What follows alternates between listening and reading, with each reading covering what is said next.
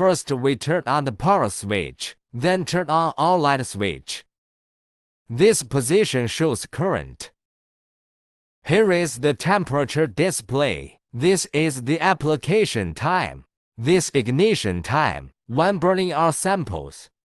See an open flame, then press this PS stop. Record the time when it ignited. When the fire goes out, record the time it goes out. These are time tracking devices. Here is the knob to adjust the current. So let's see now we want to test. In our manual,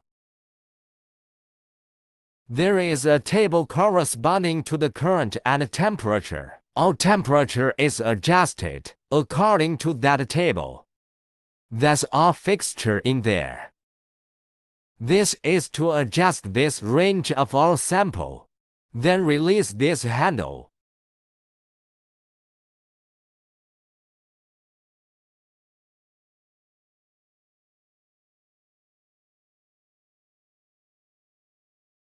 This is our standard sample strip. Then put it directly into. Release this handle. Then release back and forth. Then put it in. Our position can be adjusted arbitrarily. We usually put it at the front. Then after locking like this. First, after we adjust the position, then relodge the sample strip. Then as long as it is fixed inside, you don't need to move it. This is a drip dish. This is a pan board wrapped in silk paper. Then put it directly under our U-shaped head. Use it to see if there is any drop. Drop the ignition silk paper. This silk paper makes a judgment of the result. Then before the test, we now press the 0 button. Clear the previous data. After pressing this hit button, regulate one of our currents.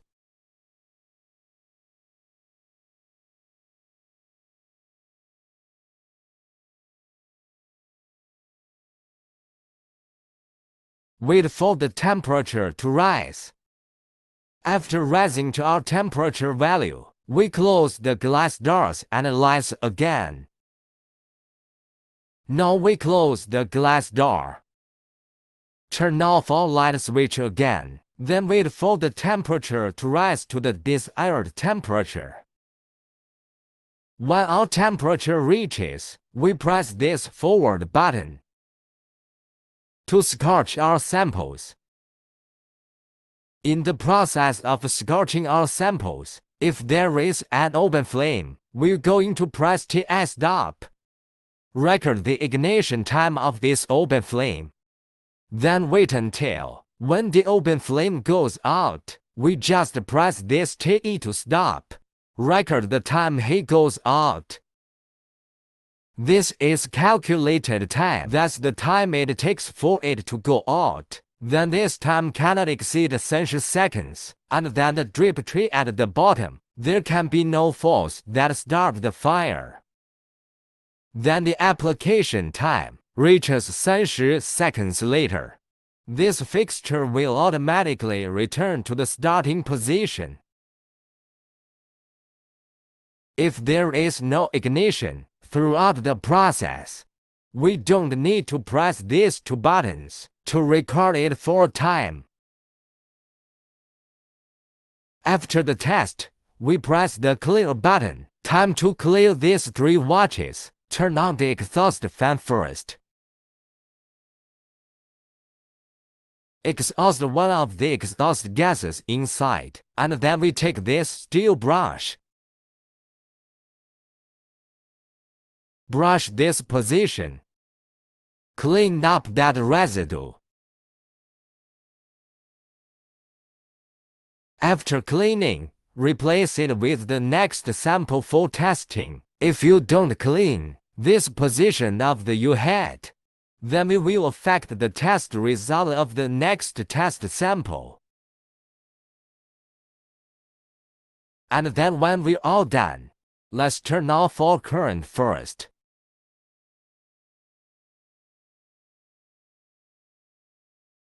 turn off the heat button again. Then turn off all fans and power. So here's how the machine works.